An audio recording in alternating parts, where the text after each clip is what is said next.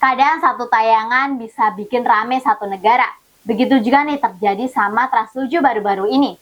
Setelah salah satu programnya yaitu Expose Uncensored yang dianggap nih melecehkan salah satu pesantren legendaris yaitu pesantren Lirboyo Kediri. Banyak banget nih yang tersinggung karena dianggap melecehkan santri dan kiai. Hasilnya, tagar boykot Trans 7 langsung meledak di media sosial. Segmen yang tayang pada 13 Oktober 2025 itu menyoroti kehidupan santri dan gaya hidup para kiai dengan nada yang dinilai sangat sinis. Buat banyak alumni dan para santri, bagian itu terlalu menyepelekan dan malah terasa seperti merendahkan martabat pesantren. Reaksi pun langsung muncul, nggak cuma dari santri-santri aja, tapi juga banyak banget nih dari alumni dan organisasi seperti Ikhlas dan MUI.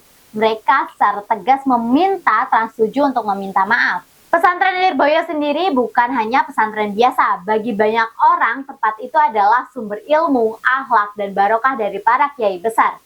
Makanya nih wajar banget nih kalau banyak banget orang yang marah ketika tayangan itu muncul dengan nada seolah merendahkan. Di sini kita bisa lihat ada dua sisi, ada yang pro dan ada yang kontra. Yang pro boykot yaitu karena mereka nih merasa hak dan harga diri pesantren itu dilanggar.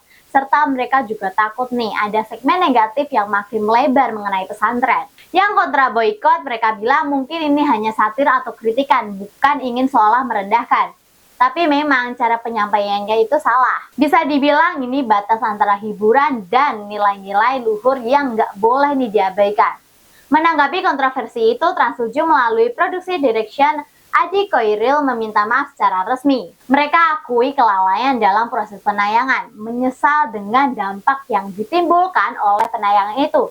Dan mereka berjanji akan lebih teliti ke depannya. Trans 7 juga melakukan audiensi dengan Himasal, yaitu perwakilan alumni santri Lirboyo untuk menjelaskan niat dan mendengarkan masukan. Meskipun nih permintaan maaf sudah disampaikan, tapi ketegangan belum sepenuhnya hilang.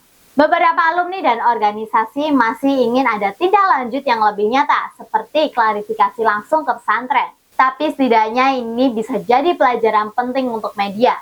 Konten yang menghibur itu tetap harus menghormati kebudayaan dan kearifan lokal. Kalau dilihat dari dua sisi, ini seperti dua dunia yang nggak saling nyambung. Di satu pihak merasa nih kalau harga diri dan kehormatannya disinggung.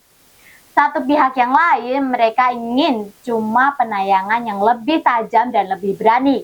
Tapi mereka lupa, ada batasan antara berani dan tidak menghargai. Kebebasan berekspresi itu penting, tapi lebih penting lagi tahu di mana kita harus berhenti. Karena ngomongin soal pesantren bukan hanya soal tempat belajar, tapi ini juga tentang kehormatan dan kepercayaan umat. Dan gimana nih pendapat kamu mengenai persoalan ini? Apakah kamu setuju dengan Trans 7 di boykot atau tidak nih? Coba deh tulis alasan kamu di kolom komentar. Jangan lupa like, share, dan subscribe supaya kamu gak ketinggalan video-video keren lainnya.